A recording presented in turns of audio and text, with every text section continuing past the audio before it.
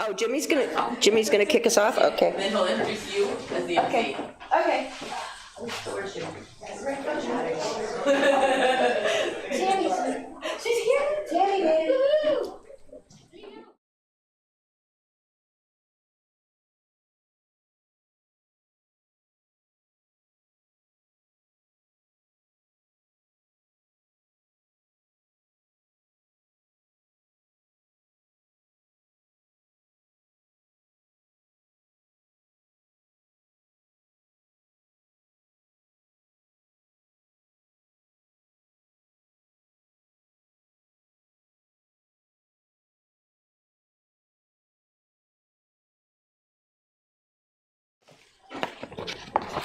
All right. Good afternoon, everyone. Good afternoon. On behalf of Beyond Baroque Literary Arts Center, I'd like to welcome you all to the Wanda Coleman Theater and to the Monday Night Fiction Workshop reading. Let's make some noise for all of y'all.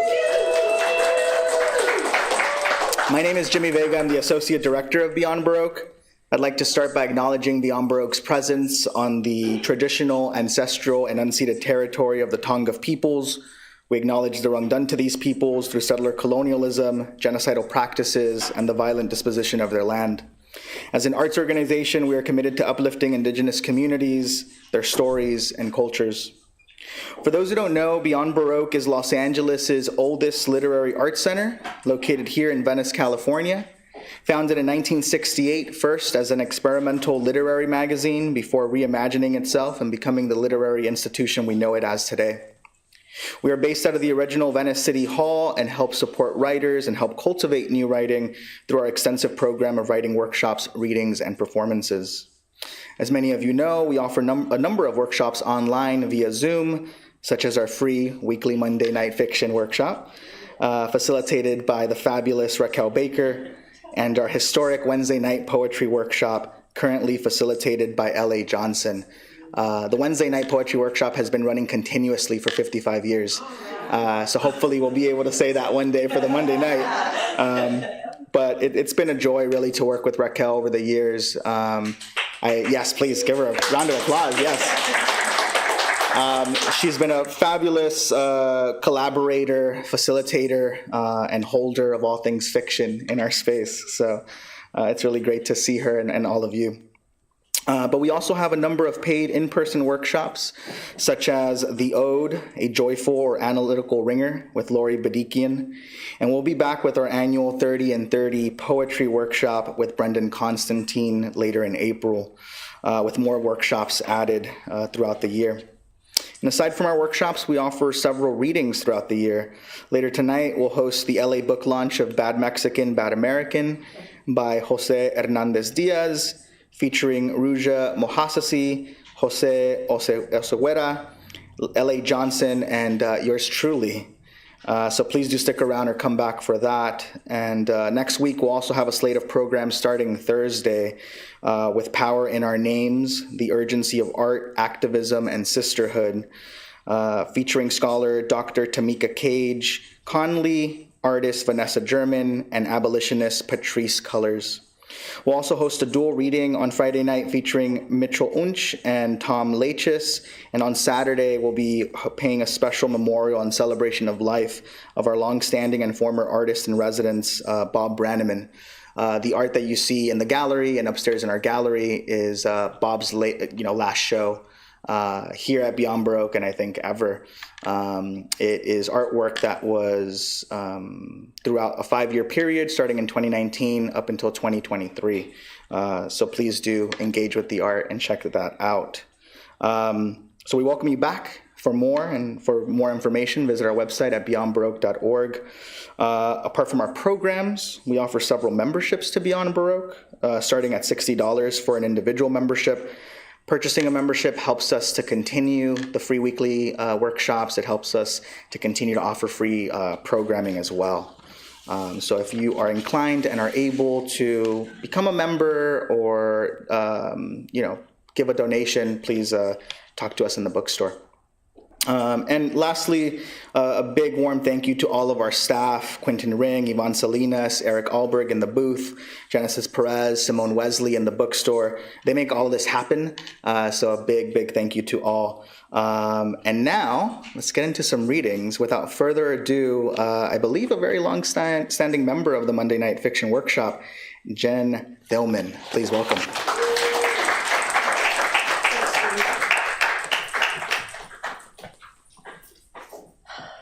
First, I'd like to start us with a couple of words from the infamous Ursula Le Guin.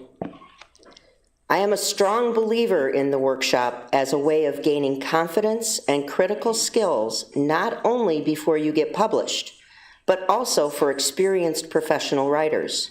And a trustworthy editor is a pearl beyond price. To learn to trust your readers and which readers to trust is a very great step. So, good afternoon. As Jimmy said, I'm Jen Tillman. I'll be your MC this afternoon introducing our readers. I want to thank you for joining us to hear us share our stories. As writers and creators, we're very grateful to Beyond Baroque for giving us the free space that they provide for us to hone our craft. Before we get started, I'm going to read if I can do this. I'm going to read a brief writing about one of our members who was a member for a couple of years before we lost her last year. I want to write about my friend. She loved, she wrote, she was passionate about what she felt and how she lived. She put me up one night while I was moving and stored some of my stuff in her garage for a week. I never asked for her help. She insisted. She always volunteered to help the people she cared about. When I spent the night at her house, she surprised me and made a gourmet meal. It was phenomenal. Stuffed portobello mushrooms, like big giant things, and chicken cordon bleu. I was blown away. I didn't know she was a gourmet until that day. She missed her boys, so she spoiled my granddaughter. She met my daughter and her husband only once at a Beyond Baroque fiction group reading. She barely knew them, but sent a gift for their baby shower, and bought their baby gifts. I remember it seemed like every other time I talked to her, she'd found another cute baby thing she wanted to buy for my granddaughter. I would tell her, "You don't need to do that," and Calliope would say, "But I want to." The Monday Night Fiction Group has been a spiritual and enlightening writing experience for me for nearly 3 years. I've met many writers in the group. Some stayed only a few months, some stick around longer. My friend Calliope was the latter. She was part of the group for almost 2 years. It's how I met her. She enjoyed writing poetry. So, about a year ago, she switched to attending Beyond Baroque's poetry workshop on Wednesdays. I thought that was where she was honing her craft for the past few months, when in fact she was writing with the angels. Calliope was a very spiritual person, much more than me. When I heard her stories, and even in conversation with her, it felt like her spirituality rubbed off on me. She wasn't the type to evangelize. She just believed in a higher power and that God was good. I felt that goodness come through in her friendship. I felt God in her friendship. I will forever miss my friend. Thank you for listening. Okay. So we're going to get started with our reading here, and our first reading is from our wonderful leader, Raquel Baker.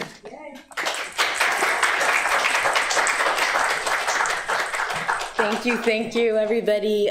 Thank you to Beyond Baroque for, as I say, every week offering really generous spaces for us to work with the literary arts. I am going to read just an excerpt from a short story called The Funeral Club. Grandfather died today. The crackly voice of the PA system broke into our reading circle and ordered me to the office. I must have done something really bad. Maxine, I'm sorry to inform you that your grandfather has passed away, Principal Penny Pendola said. My grandfather? Your grandmother will pick you up in just a minute. Please gather up your things and wait outside for her, Principal Pendola said, looking down at her papers on her desk and moving her fingers back and forth to tell me to get out of the office. Second graders could be so lame. They all stared at me while I got my reader, my spelling book, my pink see-through zip kit with my pencils and erasers, and my Speed Racer lunch pail. Looking at Speed Racer and his girlfriend Trixie smiling up at me from the blue lunch pail reminded me that I was the only Black girl in class. Daddy wanted me to get the Fat Albert or Jackson 5 lunch pail, but I had to have Speed Racer. He was my favorite. Me and my boyfriend Georgie watched Speed Racer every day after school at 3.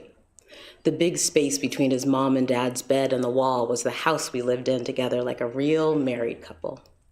We watched Speed Racer, and sometimes Georgie pushed his mouth into my cheek, which was okay because we were married. Daddy always said, you gotta be smarter, faster, better than all them patty boys, Maxine. Daddy always called white people patty boys, except when one of them was in the room. Anyway, I was the only Black kid in the class, so I always had to be on my best behavior so they'd know we were good people. I always had to get things right. Because my grandfather just died, I thought I should be crying, but not one tear came, not even just one. When Susie's grandmother died at the beginning of the year, her mother came in and took her out of class crying just like a little baby. But I couldn't cry now, and everyone was looking at me. Katie's grandfather died too. She was out of school for a week, and when she came back, she cried and told us all about the funeral. I thought she was a baby too, but now I see it's about doing the right thing at the right time. White people seem to be so good at that. I gotta learn how to do more stuff good and right like that too. Maxine, Mrs. Rizzi turned to me with her nose and lip all scrunched up. Hurry up and gather your things, dear. Aren't you supposed to be meeting your grandmother outside? Yes, I said, and saw Susie and Katie looking at me and then whispering something to each other. Second graders were so lame. Outside, waiting for my grandmother, I tried my hardest to cry. I thought of my grandfather dead. I kept saying to myself, grandfather is dead, grandfather is dead, grandfather is dead. But it was hard to feel sad. I barely ever saw grandfather. He was always in his room with the door closed, and we weren't allowed to go in. Sometimes I heard him coughing for a long, long time. Sometimes I heard him calling for my grandmother. Kizzy, he would yell, and she'd run out of the kitchen saying, yes, David, and shouting for one of us to watch the beans and make sure they didn't boil over before she went into the room and didn't come out for hours and hours. Once I heard him say my name. Maxine, how are you? He said. I didn't even know he knew my name. He was like a monster to me, not real. I never saw him eat or smile or laugh. And my cry muscles just weren't working right.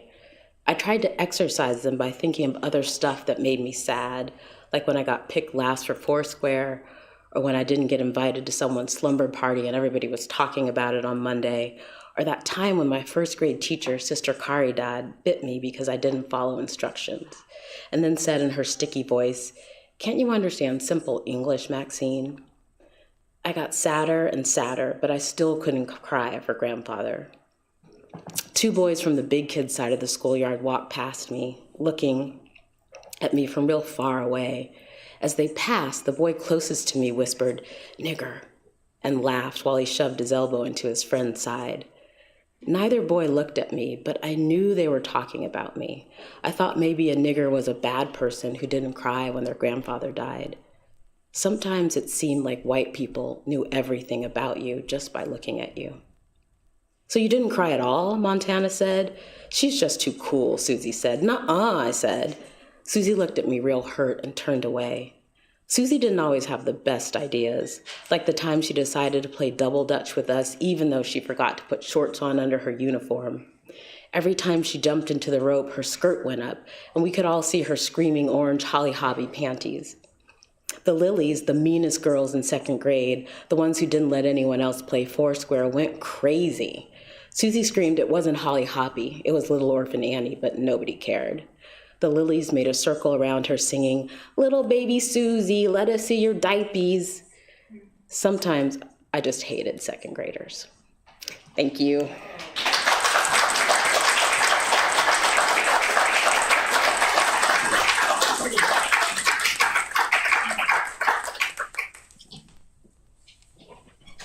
Thank you, Raquel. Our next reader will be Pat Branch.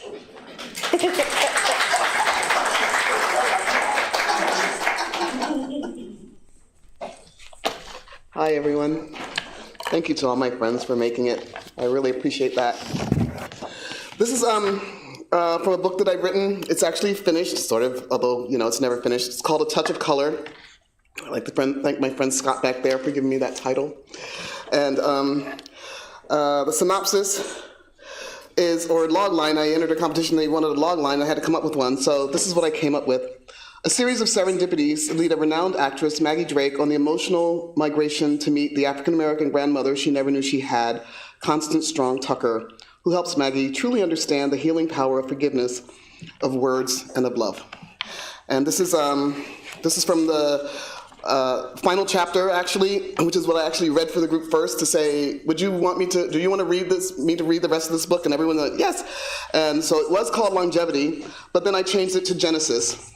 And it's the end at the beginning. So that's the new name of this chapter, and this is the excerpt that I read from it because it's how everything got started. It's hard with siblings, Constance muses, especially just two. One always feels like the other one is the favorite. My brother Charlie was my best friend, but he was also the firstborn and a boy, and therefore destined for great things. Charlie was going to college. That was his duty, to further uplift our family and to beat all the odds. My duty, my place as the also-born girl, was to be a wife, preferably to the son of our local preacher. And I just accepted it because that's what women and girls did, especially black women and girls. And then I met Jeffrey Todd. Her voice drops an octave. The chairs and sofas practically scooch closer to her rocking chair when their occupants lean in to better hear her say. He was an apprentice at his family's clothing factory, part-time after school and full-time every summer.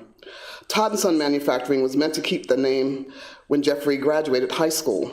That was his duty to his family, just like it had been his father's. We were at the end of a hard decade, though. Everybody was broke and miserable, except Jeffrey Todd.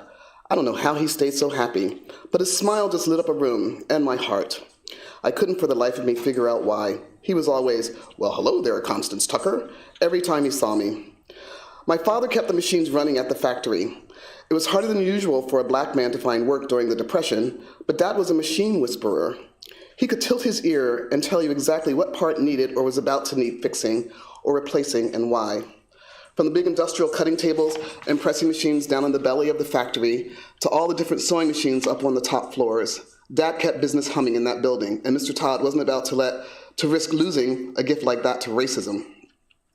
Dad was even mostly well-liked by the white factory workers because they knew that as long as he kept the machines running, they kept working. The summer Jeffrey and I met was the summer he was learning about the machines from Dad. My mother had sent me over with Dad's lunch one dog day in August. He forgot it on the kitchen counter when he left for work. I was 14, about to turn 15. First time I rode a bus all by myself. It was pretty empty the whole way, mostly just me bouncing around the backseat over that noisy, smelly engine, sticking my nose out the window so I could at least breathe a little fresh air with the fumes, looking at everything passing by and thinking about nothing. Then I had to walk up a big hill from the bus stop. I was dripping in sweat by the time I reached the front door of the factory. Hot as it was outside, it was even hotter inside that building. I climbed this long flight of steps up to a big room filled with rows and rows of sewing machines, all empty because it was lunchtime. I wandered around that floor trying to find Dad, or anybody actually, and I guess it was hotter than I realized because next thing I knew, this white boy was standing over me where I had passed out on the floor. He had these blue eyes that smiled when my eyes opened. He helped me sit up. Then he helped me over to a chair and got me a cup of water. I was so embarrassed, but he was just nice. She smiles a very sad smile down into her empty teacup as she says, Dad appeared out of nowhere looking all worried. He'd been waiting for me outside the back door where I was supposed to meet him. And he apologized to Jeffrey while they both helped me to my feet. I snuck a little smile back at him as Dad took me down to the black workers' tiny lunchroom in the basement. Everybody was all crowded in. They were all on the custodial staff, except for Dad. They dusted and wiped and mopped and swept every floor, every crevice in that place, and they knew they only had those jobs because even the brokest white folks mostly thought keeping other folks' things clean was beneath them. And they all looked up to Dad because even though he had a special job, he was humble. They treated him like a king in that hot little room, called him King Tuck. She laughs. I guess King Tuck's little princess didn't look too good that day because they all offered me half their sandwiches and sips of their Pepsis. And then when the lunch bell rang, they all got up and followed Dad and me to the back entrance. Dad was all proud as he held my hand and kissed the top of my head and told me to get home safe before he closed the door behind me. Constance takes in her sipping and staring audience as she refills her teacup, an audience mesmerized by the words she hasn't dared to say out loud in far too many decades. Then what happened? Rhea asked, unabashedly unashamed of her eager tone, like she's some objective bystander hearing someone else's family history unspool. How did you see Jeffrey Todd again? Constance says, he snuck out the factory and was waiting for me a little ways down the hill. He smiled and said, glad to see you're feeling better, Constance Tucker. My eyes dropped right to the ground, but my mouth couldn't help but smile. He kept a safe distance in front of me all the way to the bus stop, said he wanted to make sure I didn't fall out again and roll down the hill. She chuckles, says, I'll keep the details of the rest of our courtship private, except to say, we both knew better, but we were just too young and immature to have the good sense to do better. Her hazel eyes fill with tears. This catches her off guard and makes her eyes fill, too. Her voices drop, makes their eyes fill, too. Her voice drops to a whisper to say, he got drafted when he turned 18. He had just graduated from high school. I had one more year to go, and we were both really upset, but he promised that as soon as he came home, we would move away to a state where it wasn't against the law for us to love each other. I didn't even know such a state existed. She wipes her eyes, shakes her head, says, he landed in Pearl Harbor on December 7th, and that was that.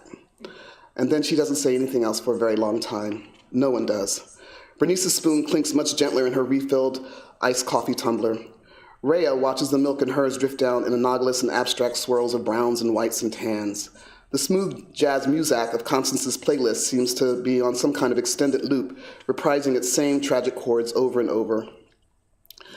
Needless to say, Dad and Charlie couldn't hide their disappointment when I started to show, and their shame. They tried their best to make me name the father, but I knew better than to say. Dad kept talking about how different things were down at the factory, how both Mr. Todds were just so devastated and couldn't seem to care about anything anymore. All their hopes for the future and for the family name and legacy were gone, and I didn't think Dad could have kept their machines humming if he knew why all of his hopes and dreams for my future were gone. I figured that as long as he didn't know it was Jeffrey, he wouldn't have to hide any anger at work. Our family needed him to have that job. We needed the way it made him feel about himself as a man and his place in Jim Crow's world, especially when he could barely stand to look at me, let alone speak to me at home. Mom was different. I guess she knew how things went and tried to protect me as much as she could. She finally convinced Dad to let me go live with her sister Cleo in the country, but further north. The plan was for me to have the baby and leave it with Aunt Cleo and then return home to finish high school and marry that preacher's son. Then Mom and Dad would adopt the baby and act like nothing had happened. They actually wanted me to pretend like my own child was my sister or brother. I was lucky because Aunt Cleo didn't judge me or make me feel bad or nag me about who the father was. She had a roommate, Stella, and they knew how these things went too. They had to pretend to be sisters from the moment they knew they loved each other and wanted to be together forever. They were looking forward to taking care of my baby. Then the midwife delivered Randall Strong Tucker with his big blue eyes and cap of golden curls. Even I wasn't ready for that. But Mom and Dad and Charlie finally understood why I was so depressed. They figured it was because I was ashamed and afraid, but one look at that baby boy and they figured out everything. Like how I always had to try not to look too excited any time we happened to bump into Jeffrey and his parents. Once at the movies, I almost broke my neck trying to peer over the railing of the balcony, and he almost broke his trying to look like he wasn't smiling up at me. When Mr. Todd looked up to see what Jeffrey was looking at, I jumped back. He waved up at Dad. Dad waved back, and then he looked at me funny, looked down at the top of Jeffrey's head.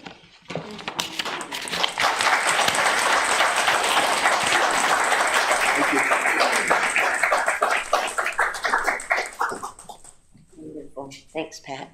Our next reader will be Tammy. And she's, yay.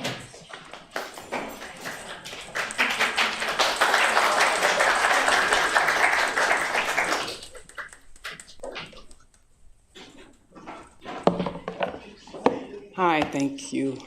Thank you, Raquel, for putting this on. And I'm raggedy as hell right now. I just came off a crazy freeway, and everything that could have gone wrong went wrong. So bear with me. There is drinks. I was late bringing the drinks and spilled soda into the crackers. They're a little soggy. So sorry about that. But I'm sorry. Got in line at CVS, and then all of a sudden my bladder goes, I gotta pee. I'm like, stuff just kept compounding, so I'm glad to be here. Again, I appreciate this time. And the story is a YA novel. I did some research. I came across a book 20 years ago called Our Kind of People. It was an expose of the Black elite, written by the late, may he rest in power, Dr. Otis Lawrence Graham, who was a Harvard Law graduate, and he wrote a book called Member of the Club about his issues of getting into he had issues getting into a country club. I could have told him why I didn't want to in, but, no blacks, no Jews, no dogs, that type of issue. And he wrote another book about the expose of the Black elite called Our Kind of People. And on my journey to look at my situation, my economic situation, I did some research and discovered that there was a elite, just like any elite class, there was a very insular group of, I'll say African American, or they were biracial. These are the descendants of white plantation owners and enslaved African women. As some of you may or may not know, the black colleges were started I went to Tuskegee University for my first year, and they put Booker T. Washington as the founder. He was not the founder. The majority of black colleges, or HBCUs, were founded by white plantation owners. They wanted their illegitimate children, or the children they had with the African women they took advantage of. They wanted them to be educated, but not along with their legitimate children. So that's where the majority of black colleges have derived from, that experience. And in my research in the book, Our Kind of People, and I'm going to shut it down because I know I just have a few minutes, I found out they were actually, in addition to having an insular society of black elite, they also had black boarding schools. So I read the book and wanted to present something to young African-American girls other than this kind of poverty and drug porn stuff they push even now, and old racism and they did to us kind of victim, and kind of create a YA novel that was empowering for these young ladies and also educating.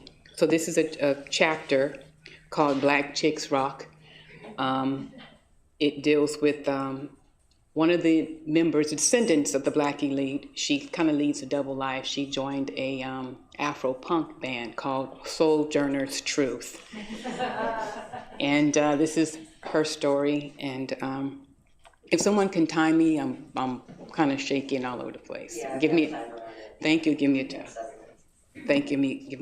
a 2-minute warning, thank you. Hashtag Black Chicks Rock. The garden party at her family's estate went on longer than she expected. So Wesley stuffed her clothes in a green peppermint-striped Le Sport sack and jammed out the door.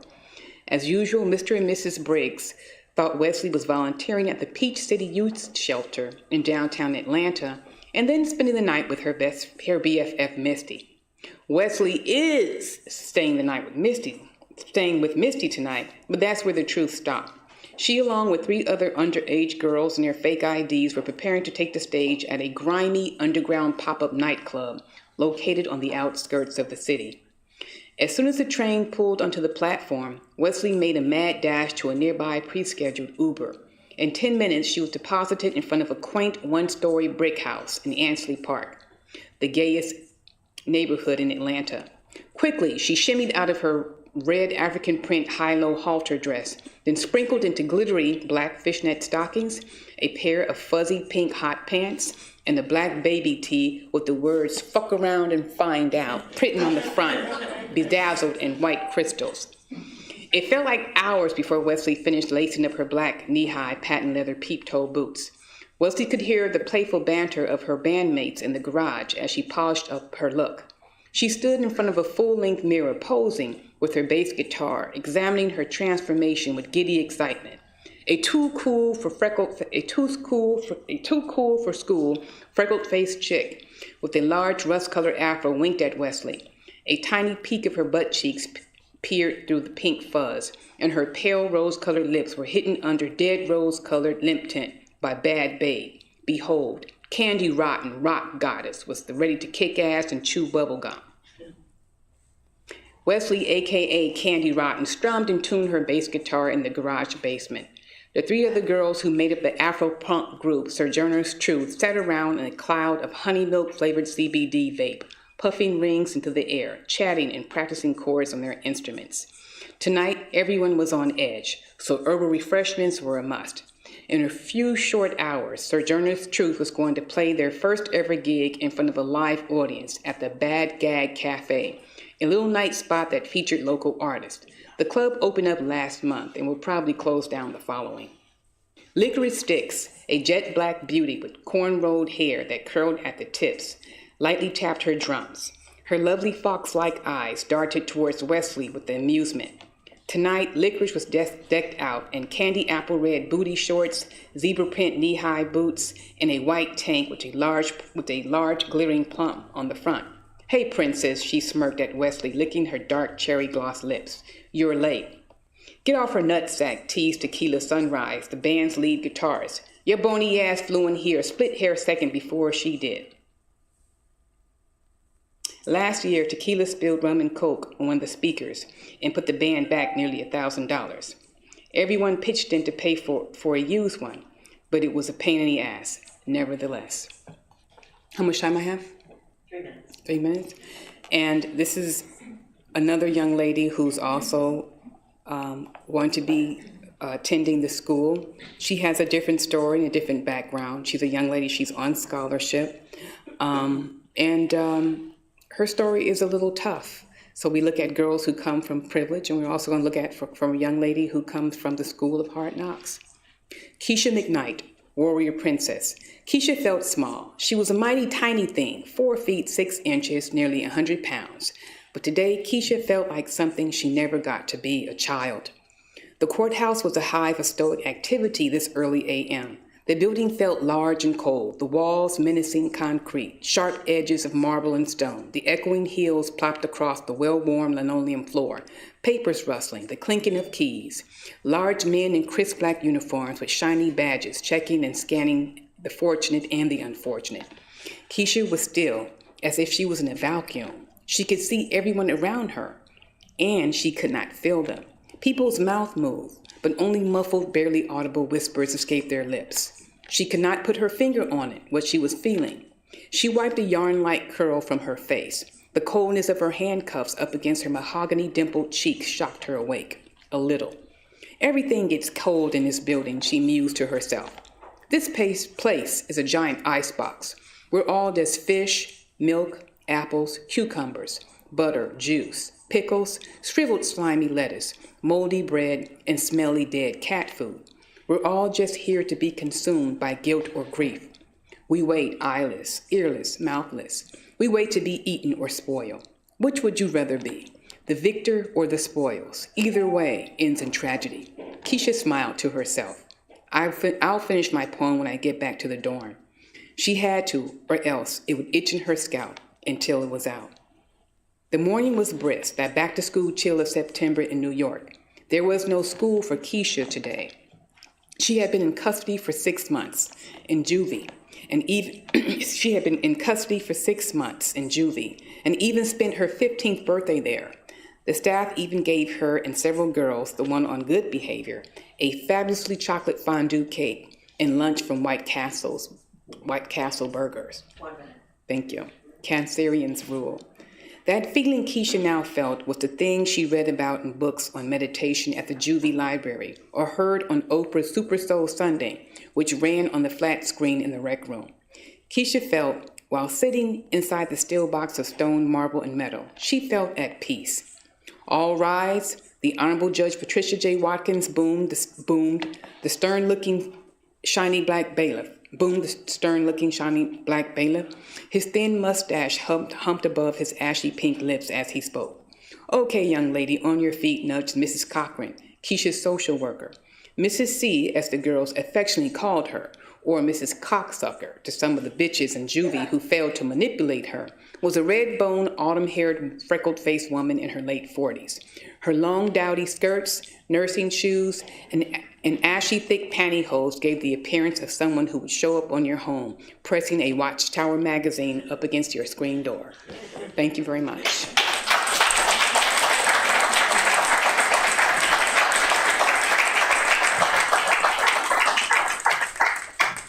Thank you, Tammy. That was wonderful. We are going to now hear from two of our members who are not local to LA. They are joining us over Zoom. Our first reader is going to be Sergey. Hi guys. The story is called Disagreeing for Fun. I think you've been passive-aggressive, concluded Adam. How did you figure that out, said Rachel. Look what you've written to me. And he produced a printed morsel of paper, A4. Excuse me.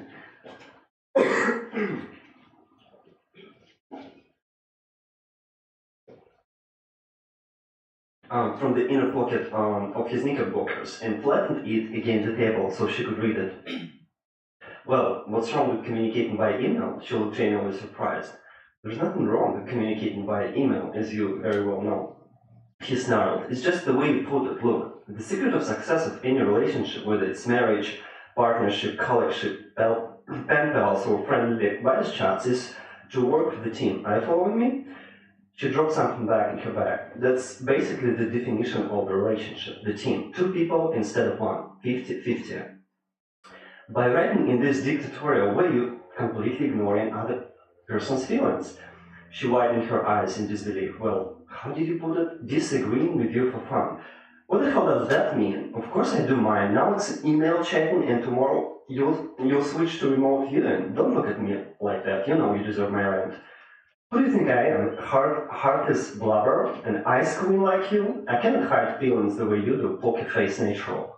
You see, I'm getting all intense again thanks to you. No one who the one who knows how to wind up a man's guts. But anyway, if it had been a bit intense for you, it's not a big deal. What you should have done was just saying, excuse me, but I think you're making me feel a bit uncomfortable, a bit intense.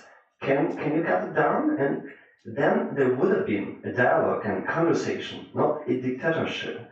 That is exactly why, that is exactly the behavior that drives many not as sharp as they would have liked to man into insanity and finally suicide.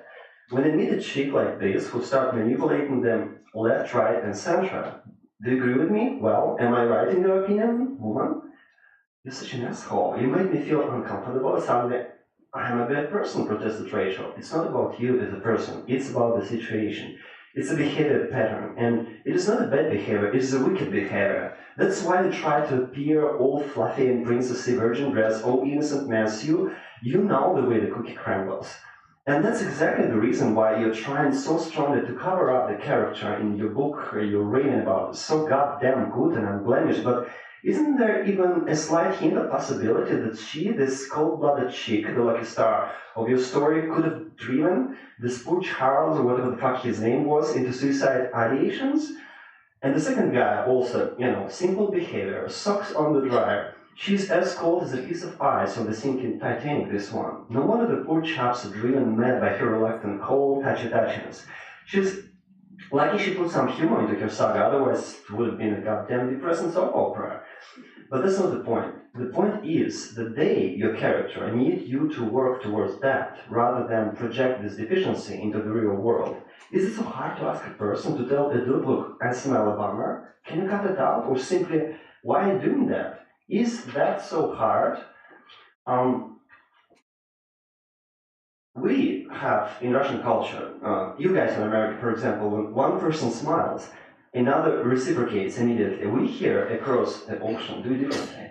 When one person smiles, another is dead serious, a poker-faced genius, and vice versa. So, yeah, such small differences that yet sometimes are so easy to overlook. And you're ignoring everything. You're ignoring the clues, and taking into consideration only how it made your little sensitive princess on the golden throne feel inside. That's deteriorating for a personal relationship, colleagueship, friendship, and other ships for that matter. So why don't you take a full-on drag of this delicious wheat, my love, and blow the salt smoke into my face with the words of gratitude and say, thank you, my Valentine, for your advice. I really appreciate it. At this point, she produced a quick glimpse of fury, snatched a saucepan and smacked him on the head. 90-degree swishing maneuver. Are you out of your mind? He screamed. A fucking daft filly? She took off her pink kitty glasses, snatched her father's knife from the wall and threw it at him like a darting arrow. It was lucky for him he had a good reaction. The luck of the devil and ducked. Otherwise, the doctors would have been dealing with what's left of him. And threw herself on the bed and started sobbing uncontrollably. You don't know how I feel, she wept. I had gotten closer to her. I'm sorry, I said, and I meant it. I struck her hand and tears were rolling down her cheeks. Go away, she pushed me, her voice trembling. I gave her a loving hug and whispered, I love you, I really do. I'm sorry for calling you, you know what. She sniffed. I moved her closer to myself. I touched her lower lip with my ring finger. It felt like a peach overripe in the summer. You look beautiful, I said, and put my hand on her thigh. She didn't push it away. I unbuttoned her jeans, pulled them down a bit. She had violets all over the place there. My hand slid underneath, grabbed her underwear. She shuddered. I explored the designated area a bit. It was soft. My hand felt her touch. I slowly rolled her over so she was looking directly at me. I could tell she was still angry, but didn't seem to have neither strength nor energy to resist the compensations. Instead, she blinked twice and stared at the ceiling. I unpacked her minuscule bra with fake stuffing for the size imitation, moved 2 foam rubber cheaters out of the way, and my hands pressed against their sensitive inhabitants. They were tiny and nice for the touch. I flipped her on the stomach, pulled back towards myself, unzipped, pushed her towards a bit. She was surprisingly silent, allowing me to do all the work. I perpetrated her sanity, and in 2 seconds, the show was finished. She widened her eyes in disbelief. Is it revenge for the saucepan? No. I'm just tired, I guess. I'm gonna go to the kitchen, eat my yogurt, and we'll play a new song, if you don't mind. Go ahead, she beamed. The longevity of our interaction seemed to amuse her, and she kicked back in the blue chair and started to dig a new tune that I executed on my acoustic 6-string Hell of a Beast. The feisty email had been forgotten. The relationship was first.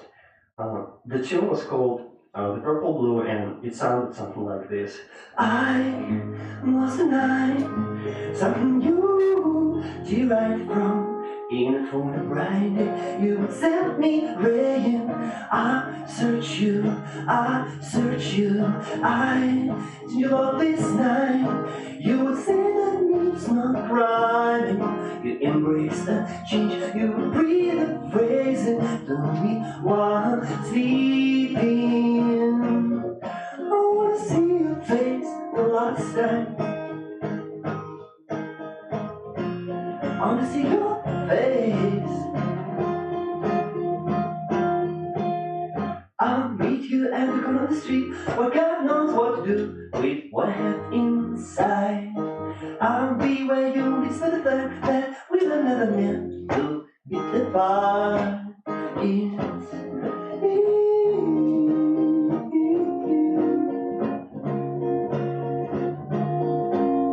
I took a ride along the ocean to Zimbabwe. In the thought of you, through the dark of blue, wake me. I think you might not be inside of my last driving. You got lost in names that together phrased in your eyes with mine. I wanna see your face last time. I wanna see your face. I'll meet you at the corner of the street, where God knows what to do with what I have inside. I'll be where you miss the fact that with another man be apart.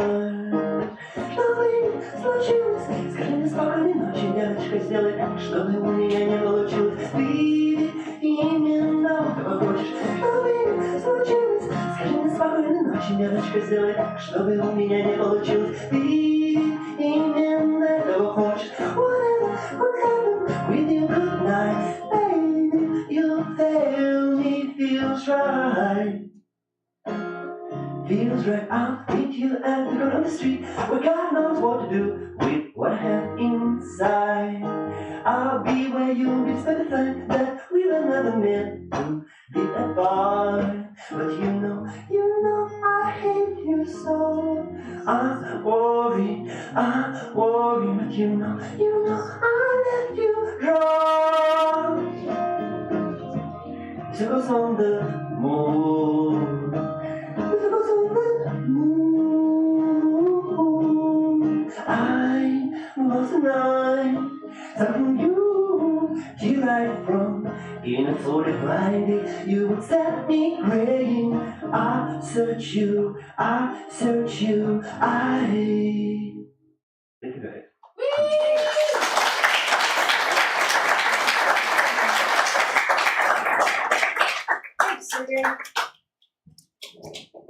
So our next reader is also remote, and that is River, and he will read for us next.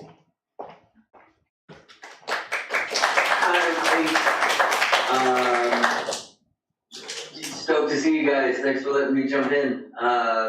The book that I've been working on with Beyond Baroque for the last couple of years is a collection of short stories. So today I'm going to show you guys how they interweave together. This is 3 sections from 3 different stories. They're all quite short, but they have the same secondary character who is going through a journey of his own. The first piece is from a story called Leal's Dilemma, and part 1, Leal McCluson. "You'll never catch me," Gloucester shouted over his shoulder as he took the lead. "Your legs are longer," his brother Jonathan complained, putting on an extra burst of speed to keep up with his brother. When Leal and the rest of their friends were starting to fall behind when they all rounded the final corner before their housing complex came into view. The 2 brothers stopped cold when they saw the flashing lights, so quickly that the rest of them nearly ran into their friends who were behind. Any child in primary school knew what the lights meant, and each was filled with dread for the safety of their families. Jonathan grabbed his older brother's arm, this small motion breaking the stillness of the group. As one, the friends surged forward, nearly doubling their pace, only to grind to a halt again in front of the entrance scrubber. It slid open to reveal a departing group of troopers carrying a large black bag and 2 detectives just behind them. The friends stood in silence as the grim-faced men moved past. The younger of the 2 detectives stopped briefly to salute Jonathan and Flosta, then without so much as a backward glance, turned and walked towards the ABT parked in the front lawn. "What do you think that was about?" Leal whispered to Flosta.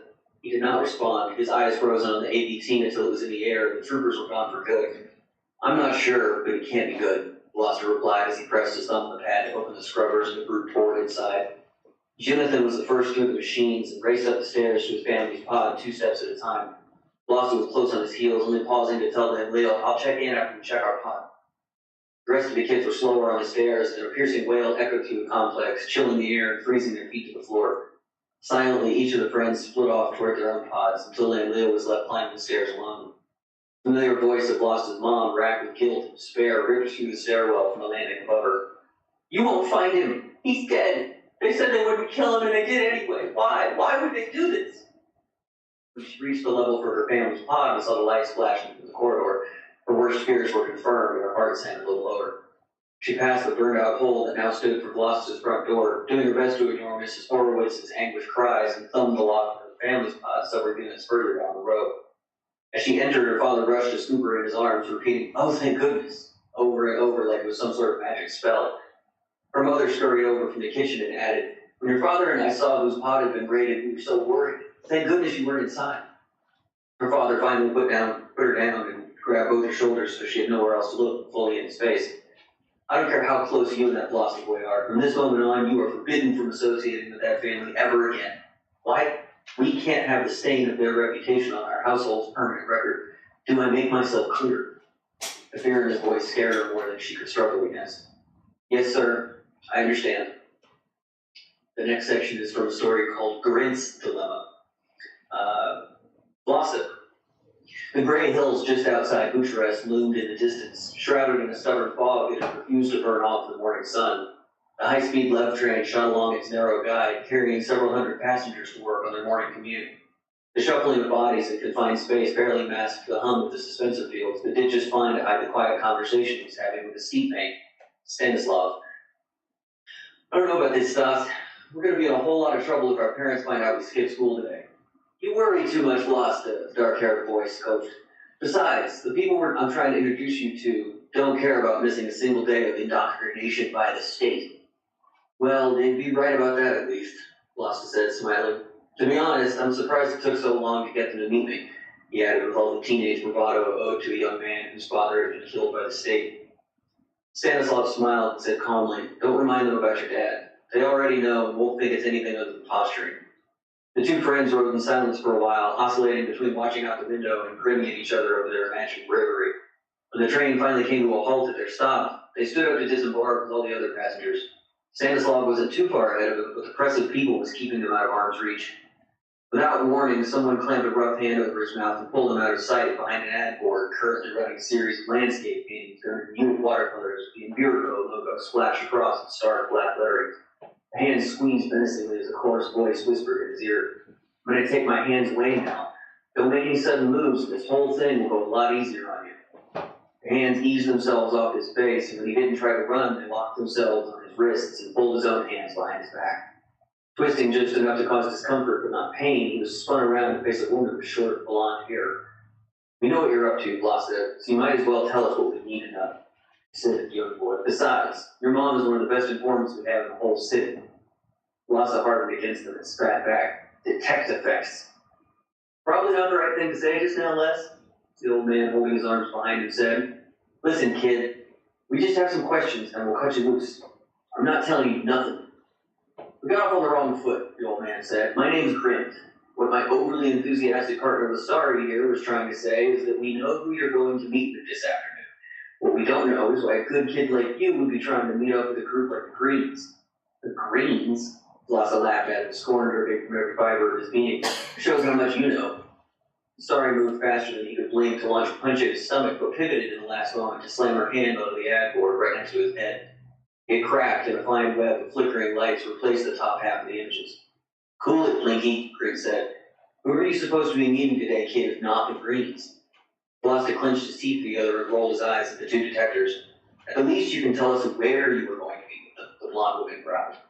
Like I know that. This is my first meeting. You got the wrong kid. Again. Grint sighed and turned his face toward the upper levels of the train station. I'm sorry about what happened to your brother. That wasn't us, though. We're just trying to keep people safe out here. But if you're not going to help us here and now, we're just going to have to take you to headquarters until you decide to. I've heard all that before. I'm not quite the good kid you two seem to think I am. Check my arrest record. Do I usually roll over and play dead? Look, you little punk, the starter growled at him. I'm not interested in all that paperwork. Your little friend Stanislav is taking you to meet a group that call themselves the Holy Alliance. Doesn't seem like you're aware they're just an offshoot of the Greens. Lassa swallowed, suddenly nervous for the first time since he left his mom's house. Ah, we got through with that one, Vasari said, and softened her frown ever so slightly. Do you know how the Greens keep control of their people? Blasta shook his head slowly, trying to watch both of his captors at the same time. Grant answered, they find your family, put a gun to their heads, and pull the trigger if you don't do what they tell you. Just like you did my dad and baby brother. We don't pull the trigger until after you break the law, Vasari said. The Greens will do it any time they don't like what you're doing. She smirked at him and said, cut him loose, Grint. Let's let him find out the consequences of his actions. Grint paused, then shrugged and loosened his grip just enough for Veloster to pull himself free. He glowered at them as he rubbed his wrists. The two detectives remained motionless. Go on then, Grint finally said to break the staring contest. Get out of here. Veloster didn't wait for them to change their minds again. He peeled himself off the ad board and took off jogging down the length of the train station until he caught up to Stanislav just outside the front door. Where'd you go? Stanislav asked, one eyebrow raised with suspicion. Let's book it. I'll tell you on the way. As they walked, Blasta told him everything that had happened with the detectives and ended his tale with a question. Do you think the Alliance will still let me join? Maybe, Stanislav answered. Everyone needs a double agent. If those detective effects are stupid enough to think they'll crack under a little pressure, then we can use you to feed them a dose of their own medicine. And from Marie's dilemma, the epilogue. Marie. She was so proud of him. Her little boy was graduating today from the Detectives Academy with full honors. She was radiating with the heart of a job well done. Raising Jonathan by herself had not been easy, especially after Blasta broke his contract in the last 3 months of the academy.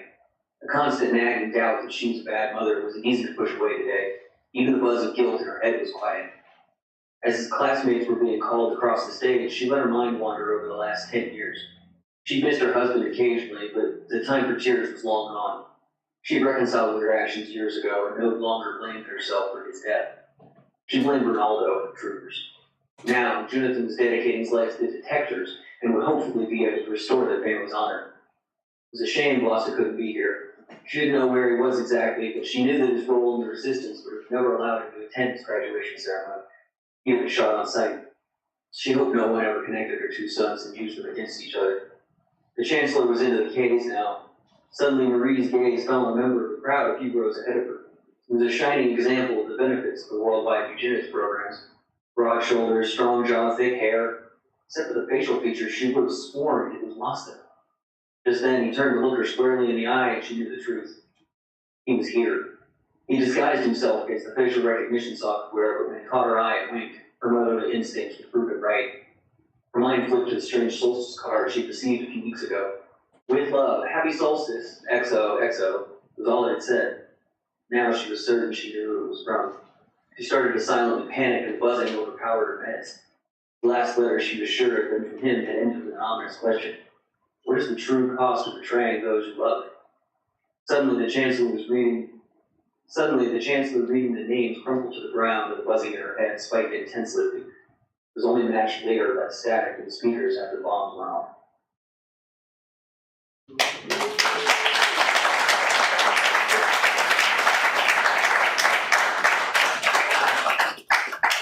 Thanks, River. Thanks, River and Sergey, for joining us remotely. Our next reader will be here in the room, and that is Julia.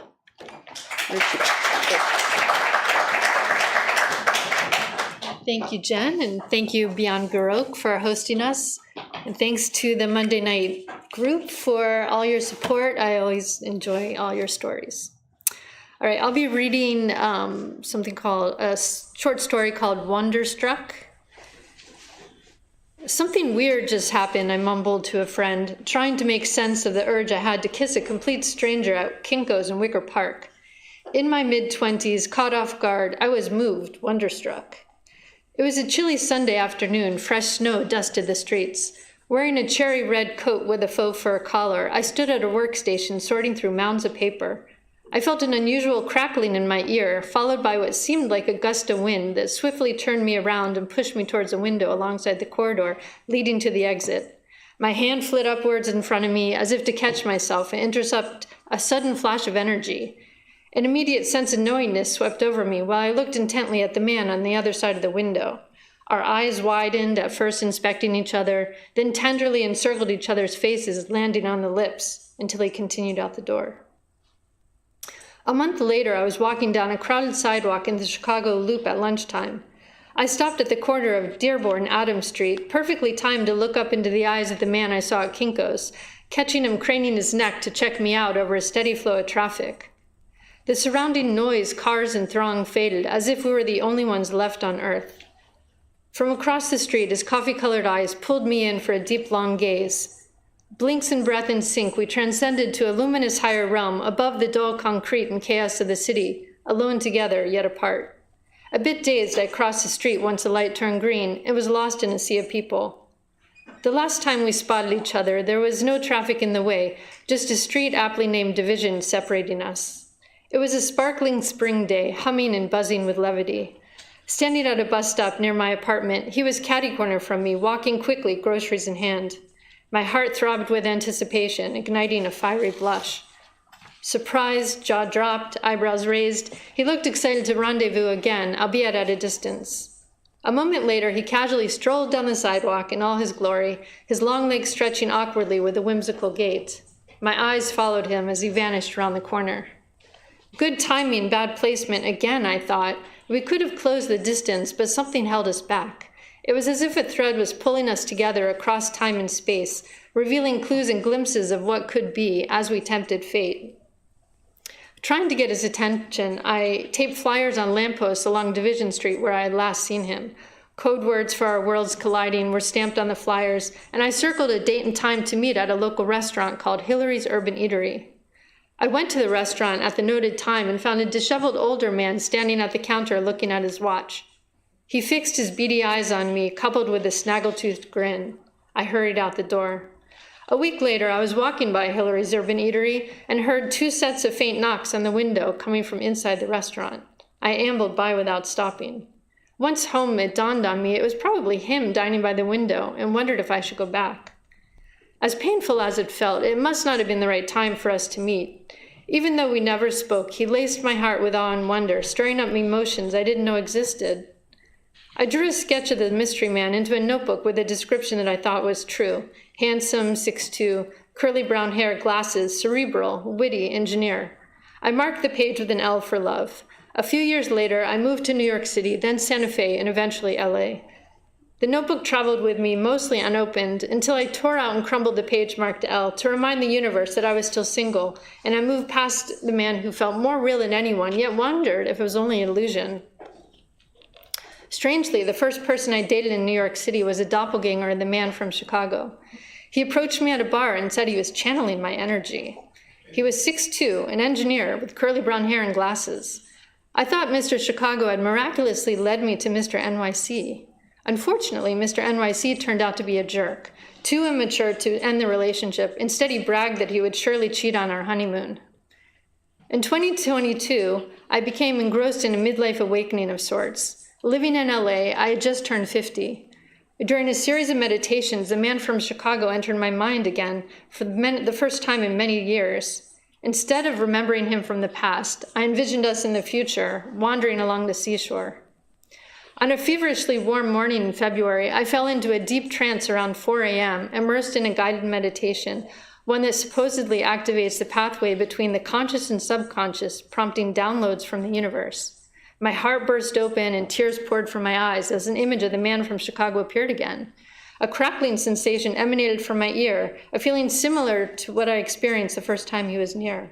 A message crystallized. He's in Venice. Swirls of wild light enveloped me as I finished the meditation. I moved into the kitchen and found a lonely cricket on the floor crooning a lusty winter chirp. An auspicious sign. Blasting Jimmy Cliffs come into my life, I twirled around the cricket, hoping a wave of my existence would reach the sky through some kind of interspecies telepathy. Still basking in the afterglow from my morning meditation, I ate lunch outside amidst the pink bougainvillea growing crazily in my garden. Imagining what it might feel like to gaze into Prince Charming's eyes again, I looked up and saw a missive in the clear cerulean sky. "Can I get your number?" The message was written again and again, an arc of wispy white letters soaring above the palm trees. A moment later, a swarm of robotic birds swooped over my block from several directions and left the area. They returned, flapping wildly, circling my home. Nearly indistinguishable from their biological cousins, it was absolutely stunning. This is too good to be true, I thought. Maybe the guy from Chicago is sensing I'm around here, hired a skywriter, and sent out synthetic swallows with GPS and cameras to get my location and number. He could have easily used a similar meditation to find me in Santa Monica, right? I quickly grabbed a Sharpie, wrote down my name and number on a piece of paper, and waved it to the bird bots overhead. I left the paper under a rock on the patio table just in case. The next day, I went to get a haircut in the afternoon. As I left the salon, I looked up and saw another constellation of bird bots, tiny white aerodynamic forms disappearing into the cloudless sky. What was going on? Was I the only one who noticed these rare birds? I went home and did a little research. First, I discovered, "Can I get your number?" number being a hashtag, was actually, "Can I get a UHHH?" part of a marketing campaign for McDonald's. Then I found a fleet of robotic birds and a portfolio of an automation company with an office in LA.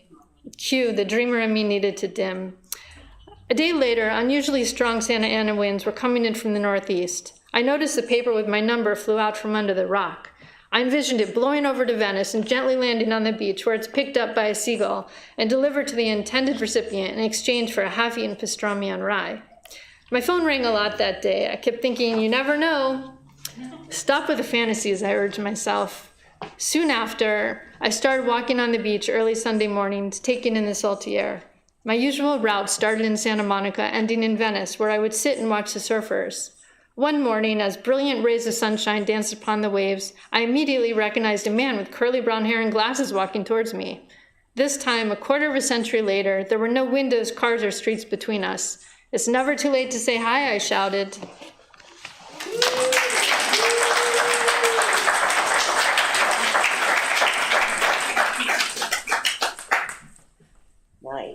Thanks, Julia. Our next reader is going to be Jill. Wherever she may be. Oh, there she is.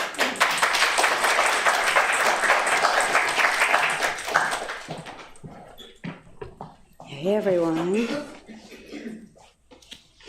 My mom was a guidance counselor who never gave guidance, except to dress me up and drag me to college interviews, where the dean of admissions at the state university shook my hand, nodding, "I think you'll fit in nicely in our campus."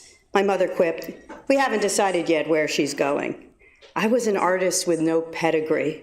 Where else would I wind up? She sent me there, and every week called to negotiate. "When you get a real life, I'll buy you a cashmere sweater." I had a life. It was real to me. I never lived up to her expectations, so I disappeared and became a go-go dancer. Eventually, she gave up, but had succeeded in training me like an acrobat to pivot on a dime. Men in the go-go clubs would ask, "How you doing, Nicole?" That was my dancing name. I'd answer, "You'll know I'm doing fine when you don't see me here anymore to ask me that." Swearing to myself, as soon as these heels wear out, I'm done. For the time being, I was tethered to Jumbo's dressing room, cursing about a black G-string I'd bought and lost the same day. I dug out a fresh thong from my rumpled dance bag and caught sight of a $100 bill stuck on a wad of gum under the bench and plucked the C note. Clearly, a gift that was not mine. But I'm the kind of girl who, when I use the last sheet of toilet paper in the roll, in the stall, I'm the kind of girl who, when I use the last sheet of toilet paper in the stall, I change the roll. Call me thoughtful, conscientious, or just paranoid, but I believe character is determined by what you do when you think no one is watching. In between jukebox songs, an eerie silence cues dancers to peek out of the dressing room and decipher if it's their turn. I poked an arm through the flimsy door, waving out my rescued Benjamin for the only dancer walking the bar, Ruby. "Hey, is this yours? I found it under the bench in here." Beauty is subjective, and Ruby's was geared towards the regulars ducking out on day jobs to grab a drink. Reuniting cash with an owner is tricky.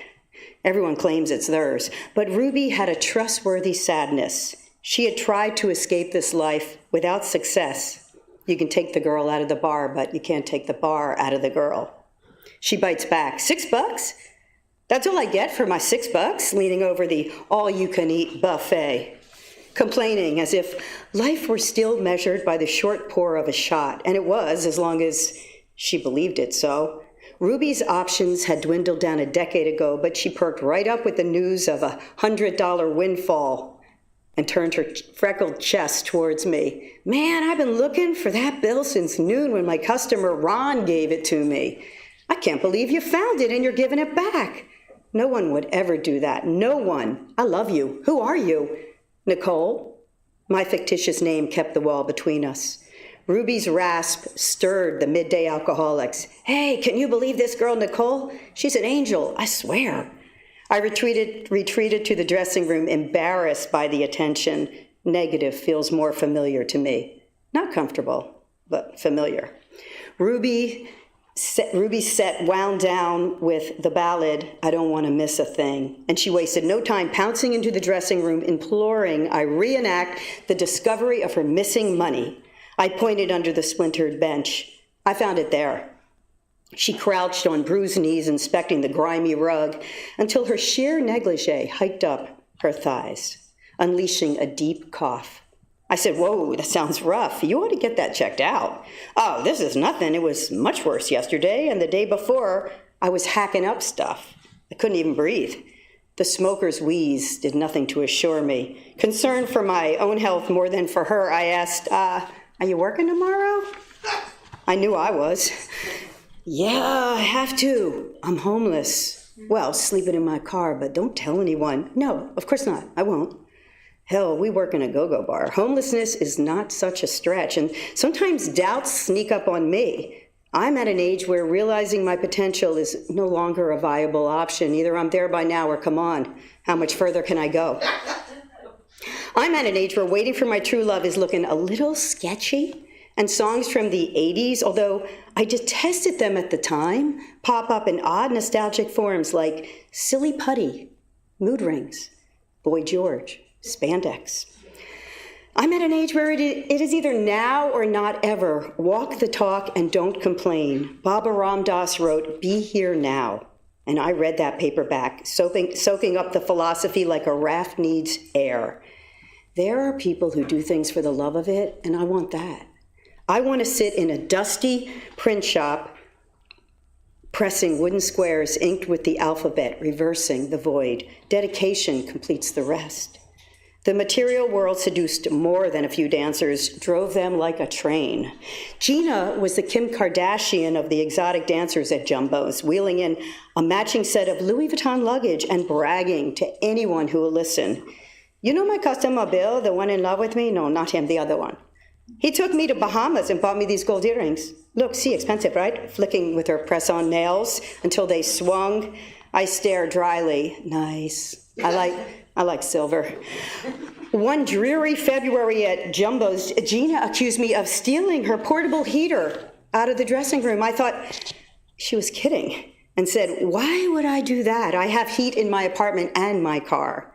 She wagged her finger. "Nicole, I remember you complimented me yesterday. You said, 'Wow, you bring heater into dressing room. What a great idea.' You know you did, and now my heater's missing. Very suspicious." Somehow she made the leap that I'd stuffed her electric appliance into my go-go bag and smuggled it out of the club. I was so distraught at being accused of a petty theft, I offered to take a lie detector test. She backed down. Rattled after that shift, I took up the bouncer's offer and drove to Jack's Sugar Shack on Vine to check out Tex and his Drunk Rock Band. No kidding, that was the name, Tex and his Drunk Rock Band. And I ran into a musician who played at the same open mic as me every Monday in Santa Monica. He called himself Slick, and he had this Rick James, Jimi Hendrix, dreadlock and chains thing going on. I'd never seen him in anything other than leather pants, studded jacket with no shirt underneath. And he sang about women hanging off his arm, and how she was a real snack treat, riffing to the same 3 guitar chords over and over while ad-libbing, and it was quite obnoxious and very predictable. But no one had the nerve to tell him not to do it, so he kept up the act for years. So when I saw Slick pressed up against the bar, I tapped his leathers and said, "Hi, I know you, right?"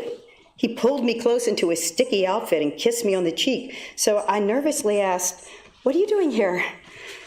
He said, "I like all kinds of music." I agreed, me too.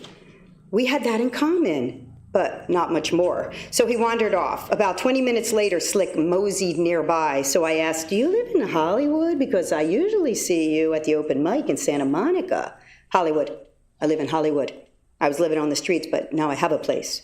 "Oh, that's nice. You got a studio apartment around here?" And he looked at me kind of side-eye, like I said something wrong. So I revised the question. "Oh, it's not a studio. It's a 1-bedroom, but I guess you're just glad to be settled." He smirked. "I've always been settled." "Well, yeah, but it's nice to be off the streets and into a place, isn't it?" Slick smacked his lips. "I'm engaged." Like it meant something more than it means. And just when I was about to congratulate him for his upcoming nuptials, he stared me in his eyes and leaned in with a hushed tone. "I'm engaged to a very famous singer." "Oh, and she wouldn't let you stay at her place instead of living on the streets?" He raised his voice, indignant. "I chose to be out on the streets. It was my choice. I learned all about Hollywood, and now I know Hollywood. It's a lesson I taught myself by choice." "Yeah, but that's kind of a hard lesson, don't you think?" "Well, I'm a hard motherfucking guy."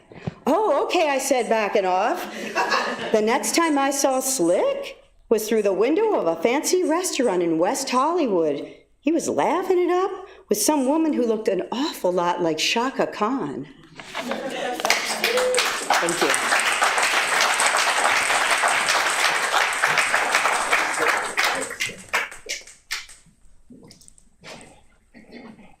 Okay, my turn. So I, shortly after joining the Beyond Baroque Monday Night Fiction, I got an inspiration to start a YA novel, which has now evolved into a series or a trilogy. And this is the very beginning of the very first book. Chapter 1. Many never returned when they made this trip alone, and those who disappeared were never heard from again. But Peoria was determined to make it home tonight, hug her moms, and help her sister with homework. With the vines covering the walls of their geodome, the government excuse was a lousy cover-up. Like the vines covering the wall, was a lousy cover-up. Few people believed the missing had relocated to build subterranean homes for the repopulation of the human race, as if they were the first generation survivors of the climate apocalypse, not the fifth. She headed towards the arched entryway of Lanite 2. In the past, she would travel the tunnels to the Lanite Distribution Center, or DC, with her family. But at 17, Sansarth law required she collect her rations by herself. "Don't get lost, Peoria," teased a voice from across the street. "F off, Chicago." She flipped off the dark-haired boy from school, then flashed him a wide grin. He returned the smile, then sent her a love wave, kissing the back of his fist, then spreading his fingers to wave the open hand at her. A common gesture used between friends and to show love for a performance or sports team. Chicago was cute, tall and muscular, with bright green eyes and a crooked smile. He was also smart, a dangerous combination that Peoria thought she was attracted to until they dated. When that didn't work, they agreed to be friends, now good friends. Her long legs careened her toward the exit of Lanite 2 into adulthood. It wasn't that she was in a hurry to make the trip. She dragged out her birthday celebration with her family to stall the inevitable journey, but with people watching as if they'd never see her again, she was determined to look confident. Head high, she courageously filled her 5'5", tall for a subterranean female. Peoria waved at her best friend Toledo, who gave her a thumbs up before flinging an arm around their new flame, Sophia. Toledo liked uniqueness, which was why they were hot for Sophia. The pretty blonde was the only person Peoria had ever met who wasn't named after one of the old cities. When droughts, fires, and mutating insects drove humans underground, some idiot suggested they name newborns after surface cities so they wouldn't be forgotten. 5 generations later, very few people weren't named after one. A pang of jealousy roared through Peoria. The wiry-haired Toledo had been Peoria's best friend since they'd played together in the Lanite 2 sandboxes. Toledo was a born leader, ran for class president, was captain of the wrestling team, and always got what they wanted. Peoria was more introspective, content to be alone in a lab. Most of her friends were on the tennis team, which she played because law required she do at least 2 sports. But her favorite sport was chess. She didn't make friends playing chess. Despite their differences, Peoria and Toledo were besties to this day. But Peoria felt weird about Toledo hanging with Sophia. Did she want to be more than friends with Toledo? Was she attracted to Sophia? Was she gay? It had entered her mind since her moms were queer. She shelved the thought. She had enough to worry about right now. The wide Lanite 2 tunnel entrance, with smooth walls unnaturally made by huge drills, were dark and musty. Lanterns helped her see, but not much. They cast shadows she tried to ignore as she shrugged deeper into her sand-colored cloak that melted her into the background of rock and dirt. Though the hemp cloak was a good disguise, Peoria hated feeling invisible. Not this way.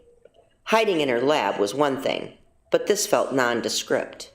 It was as though the drab, colorless apparel they wore prepared them for their inevitable disappearance.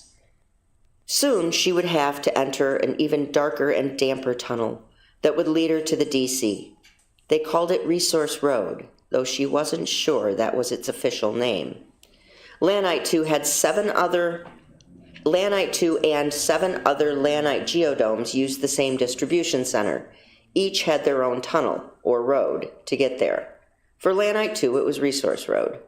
Once she got to the DC, she would put her tablet on a scanner that verified her identity, then pull her order from the device. The machine would make funny belching noises, and after a few minutes, everything on Peoria's list would come down a chute. But she had to get through this tunnel first. Calling it a road was a joke. She entered in a crouch.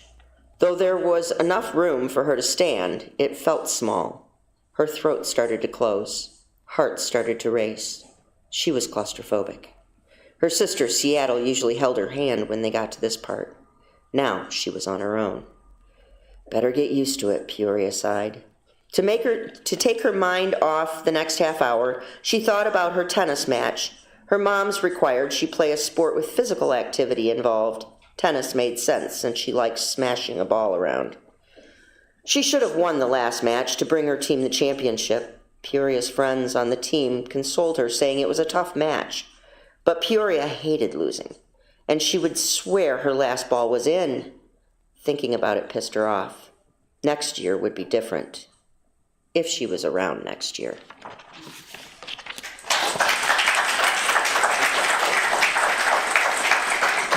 I forgot, I got to stay up here too. And tell you our next reader is going to be Marina.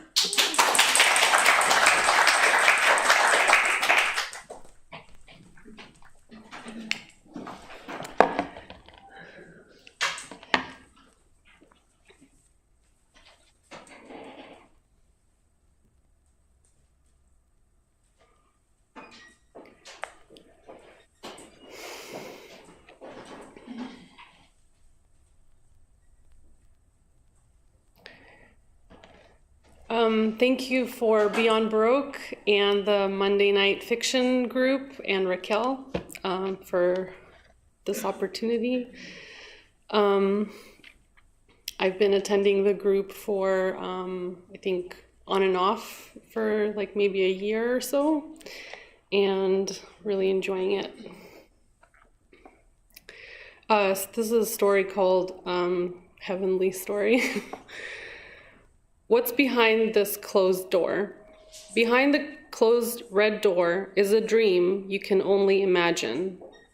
Close your eyes, he said, and picture a fantasy of divine creation.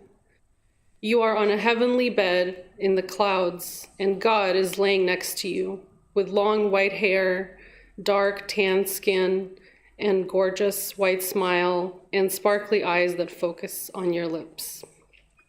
He kisses you, and you are in heaven. God kisses you, and you kiss him back. He runs his fingers through your hair, examining some of the strands, bringing them up to his nose to smell. They smell of lavender, he says. Inhaling, God looks at you and asks, have you slept well? Have you had breakfast yet? Yes, and yes. Well, that's wonderful, he replies. Can you not speak in such formal language? I don't want it to ruin my fantasy. Sure, I can speak however you'd like. I wait. How did you sleep, you sexy beast?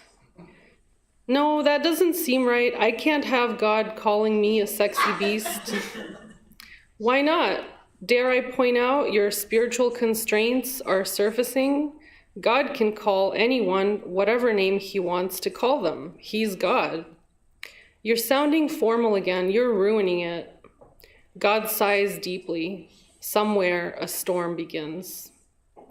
Isadora, I adore you. You are like a little angel with big wings.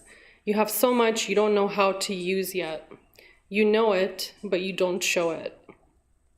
I think I'm craving something. I want to lay on a grassy field.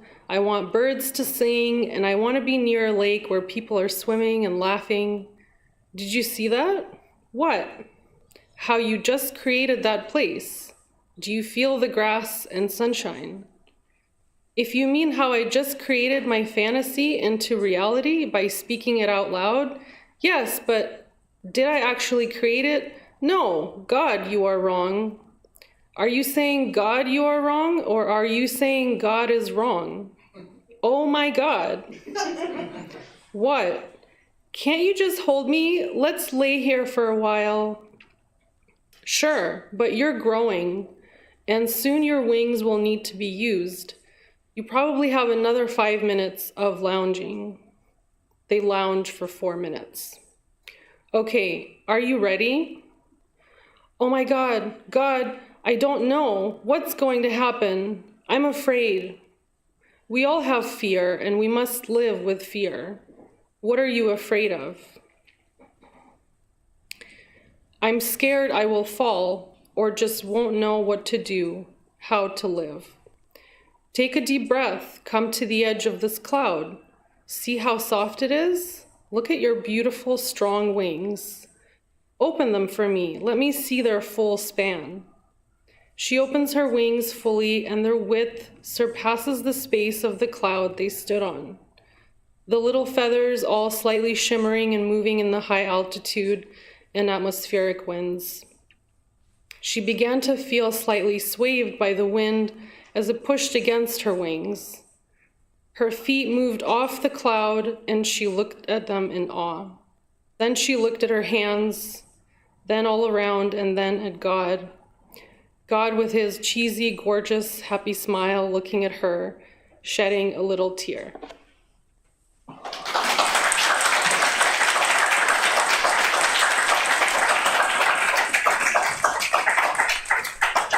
That was all of our stories for today, and we thank you very much for coming out and listening. We appreciate you.